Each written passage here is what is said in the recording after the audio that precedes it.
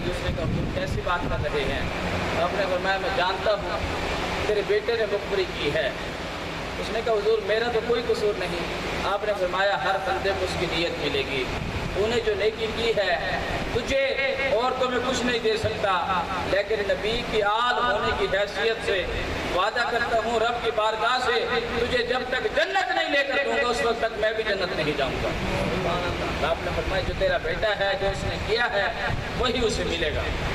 دنیا میں انعام مل جائے گا لیکن آخرت مشکل ہے.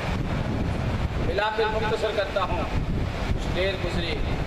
ابن زیاد نے ابن اشعث کو 200 افراد کا لشکر دے کر کہا مسلم بن عقیل کو جا کر پکڑ کر لاؤ. اب یہ لشکر آیا، گھوڑوں کی ٹاپوں کی آواز آپ نے سنی. آپ تلوار لے کر باہر نکلنے لگے. صورت نے کہا حضور باہر نہ جائیں، دشمن ہیں. آپ نے فرمایا میں جانتا ہوں دشمن اتنا کمینہ ہے، اتنا کم ظرف ہے، اگر میں باہر نہ گیا تو تیرے گھر کو آگ لگا دی جائے گی. آپ نے فرمایا جس گھر میں رات ہم نے گزاری ہے میں نہیں چاہتا تیرے گھر کو کوئی نقصان پہنچے. آپ تلوار لے کر باہر آئے.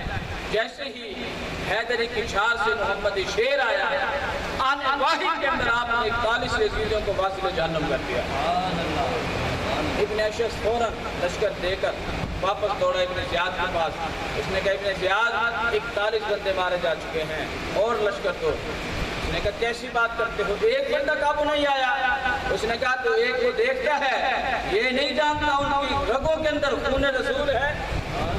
تو نے فقط ان کو ایک سمجھا، یہ نہیں سمجھا ان کی رگوں میں خون کس کا دوڑ رہا ہے، ان کی نسبت کتنی اعلیٰ ہے، ان کی شان کتنی اعلیٰ ہے.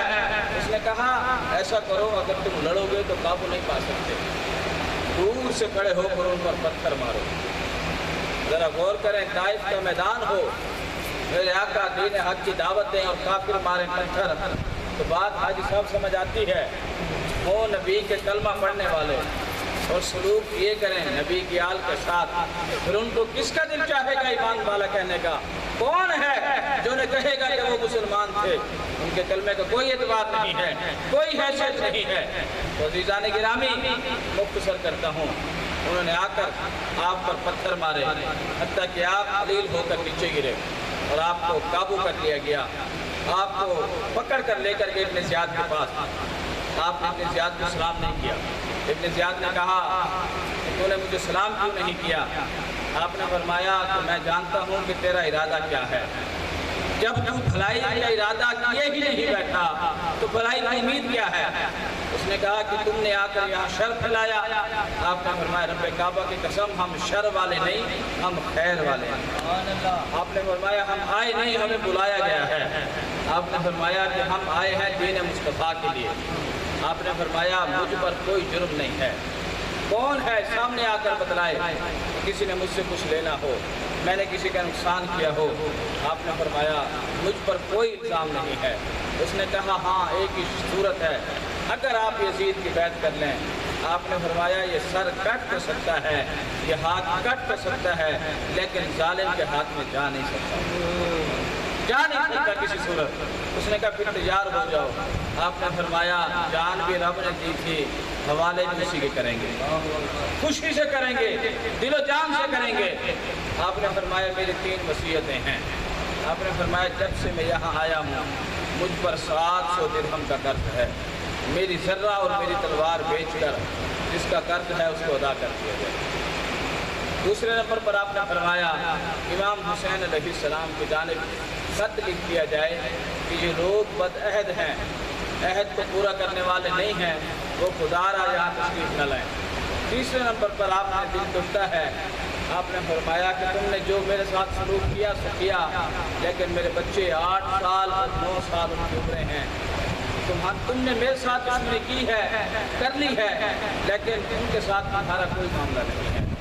آپ نے فرمایا کہ میں تمہیں وصیت کرتا ہوں میرے بچوں کو بحفاظت مدینہ پہنچا دینا. اب بظاہر ابن زیاد وقت نے وہ تینوں باتیں قبول کر لی، لیکن عمل ایک پر بھی نہیں کیا. جلاد کو کہا کہ دارالامارت کی چھت پر لے جاؤ اور حضرت سیدنا مسلم بن عقیل کو یہاں پر شہید کر دو تاکہ دنیا دیکھے اور دنیا کے دل میں ڈر پیدا ہو جائے. حضرت سیدنا مسلم بن عقیل رضی اللہ تعالیٰ عنہ نے तारीखी जुमला फरमाया, जैसा कि मौजूदा दौर के अंदर शेर पढ़ा जाता है कि जिस धज से कोई मकतल में गया वो शान सलामत रहती है। ये जान तो आनी जानी है, इस जान की तो कोई बात नहीं। मौत तो आती है, बिस्तर पर भी आती है, अस्पताल में भी आती है, बीमारी में भी आती है, खुशी में भी आती है, पर उस जान की क्या बात है जो जान रब के हवाले हो जाती है। आपने कलमा हक पढ़ा और आपने जान आखिरी अल्लाह के सुपुर्द कर दी। आपका मज़ार पाक कहाँ है और आपके बच्चों वाली वसीयत के साथ आपके बच्चों के साथ क्या सलूक हुआ और हज़रत हानी बिन उर्वा के साथ क्या सलूक किया गया, इंशाअल्लाह यहाँ से कल अपना वाक़या शुरू करेंगे। टाइम काफ़ी बीत चुका, वमा अलैया इल्लल बलाग।